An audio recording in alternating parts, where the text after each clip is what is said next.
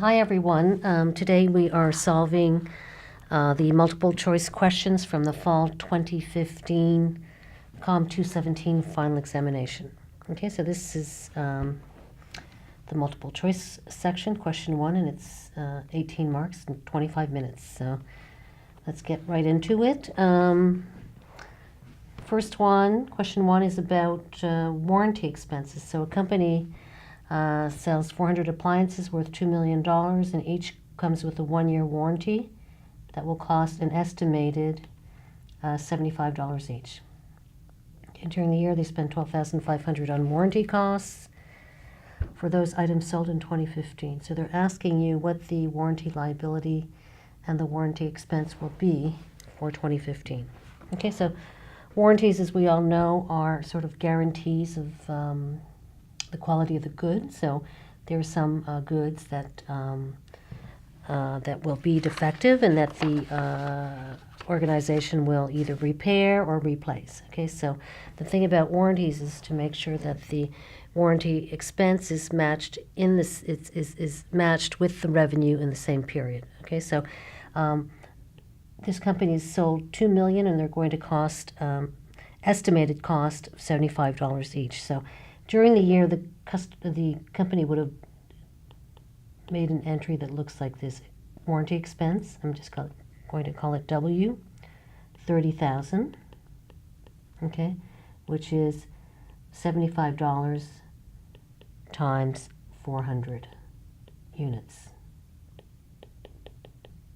is equal to 30K. So warranty expense and estimated warranty liability. Okay, so this is the general entry to recognize the fact that you have warranty expenses and to set up the liability. Okay, the next thing that happens here is that they actually spend $12,000 on warranty costs. Okay, so this could be either spending $12,500 to pay someone else to repair the product, or just to replace the product altogether. Okay, so when you actually start incurring warranty expenses, you draw on your estimated liability. So this $12,000 of actual warranty costs would have been recorded like this. So you reduce your estimated liability by $12,500, and you credit either cash, inventory, whatever way the company will replace or make good on that defective item. Okay, so these are the two entries that this company would have made. Okay, this is a credit, debit, to record this transaction. So the question is asking us, what is the warranty expense and liability at the end of the year? Okay, so we know that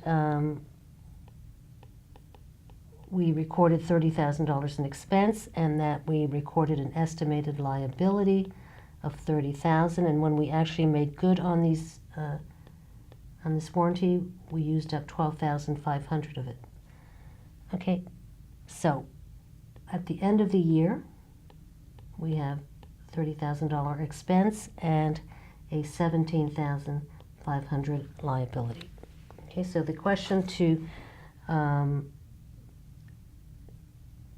the answer to question number 1, is liability of $17,500 and expense of $30,000. So the answer is B. Okay, on to number 2. This is a payroll question, and they're asking us what the amount paid to employees would be. Okay, so remember, when we pay employees, we have to withhold certain deductions on behalf of the government. Okay, so we withhold things like employment insurance, Canada pension plan. So we withhold that from the employee's salary. It creates a liability, and we have to remit that to the government on a monthly basis. And these are called deductions at source, and they're due periodically, normally on a monthly basis, to the government. Okay, so for example, if you earn $8,200, we all know that that's not actually what we get net deposited in usually our bank account. So there are some deductions that the employers withhold, okay, again, and they remit these to the government. Okay, so in this case, the gross amount was $8,200, And they withhold some taxes, and they withhold Canada Pension Plan, okay, the employee's portion. So that's 4.9% of 8,200, so that's 405.90.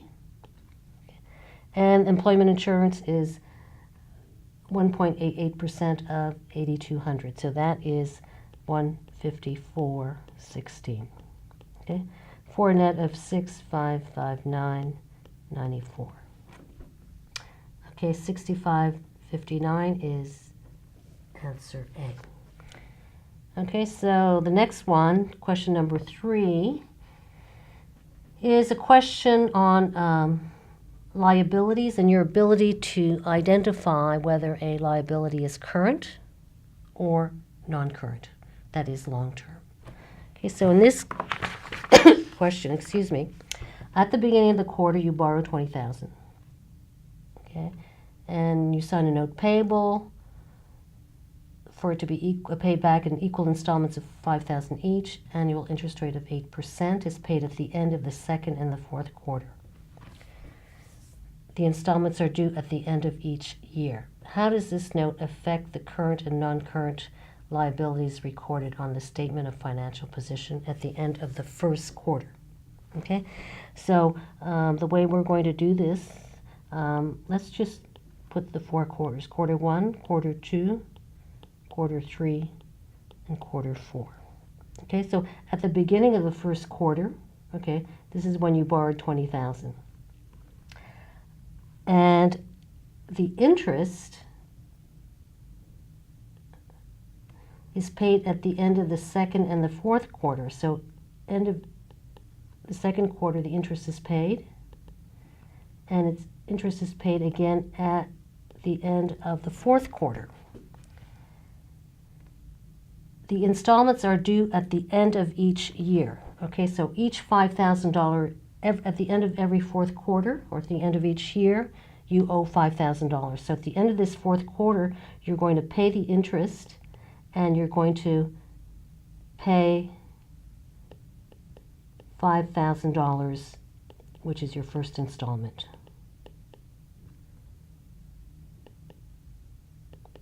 Okay, so they're asking you, what will the statement of financial position look like at the end of the first quarter? Okay, so we are here at the end of the first quarter. What will that look like? Well, at the end of the first quarter, this means that this represents a time period of 3 months. Okay, so the first thing we have to realize is that we're going to owe interest for 3 months. Okay, because if you go back here, if you remember, the first interest payment will be paid at the end of the second quarter. So at the end of the first quarter, we have to recognize the fact that we've incurred 3 months of interest, and we need to set up a liability for that.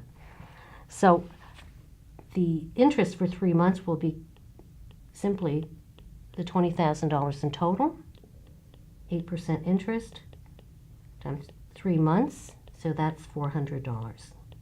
Okay, so we're going to have a current liability of $400. Okay, the other thing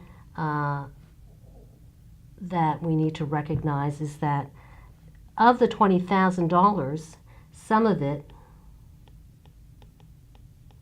will be current and some of it is non-current.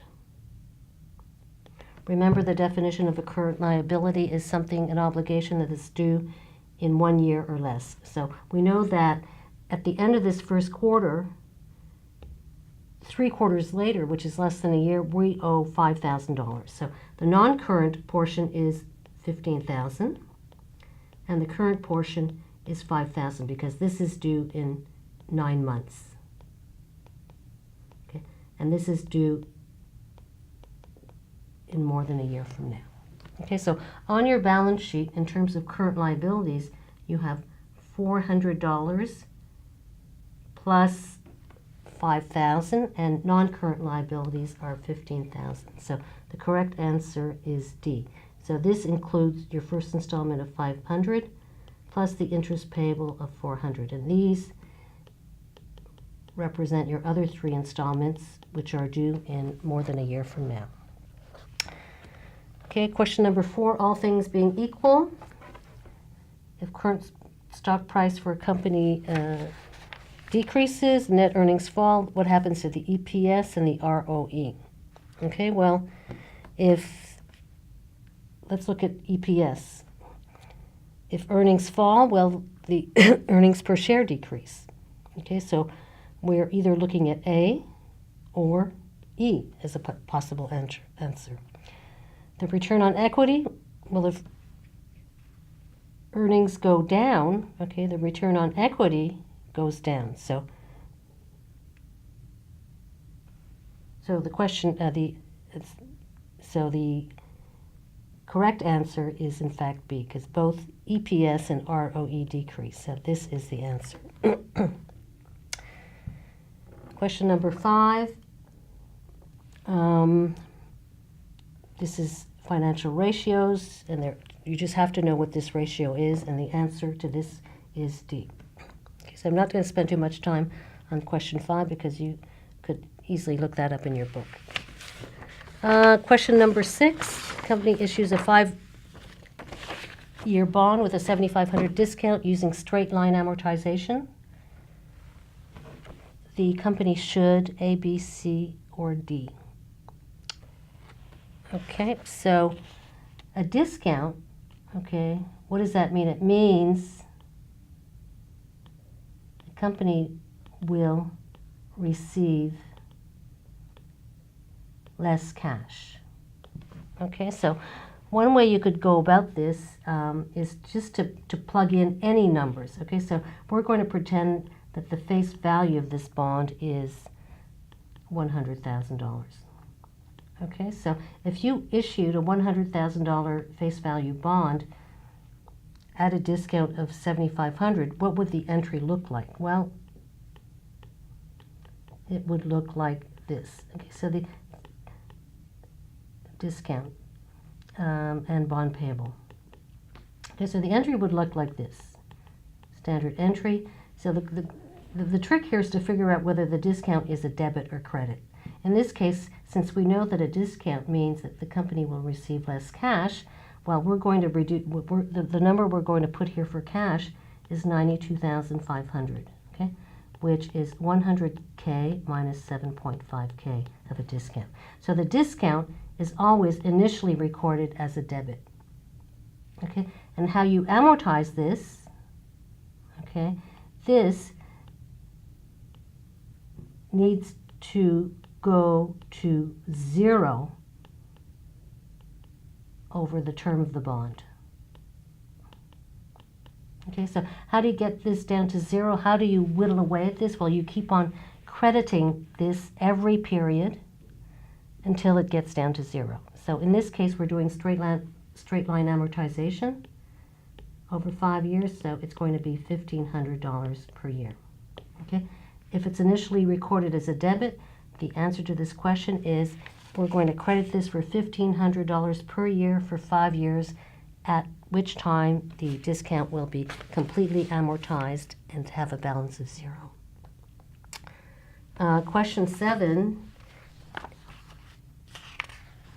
is fairly straightforward. Okay, you just need to know what depreciation is. Okay, and the whole idea behind depreciation is to allocate the cost to the future period, to the cost of an asset, of a long-term tangible asset, to the periods in the future that will benefit from that asset. Okay, so the answer is D.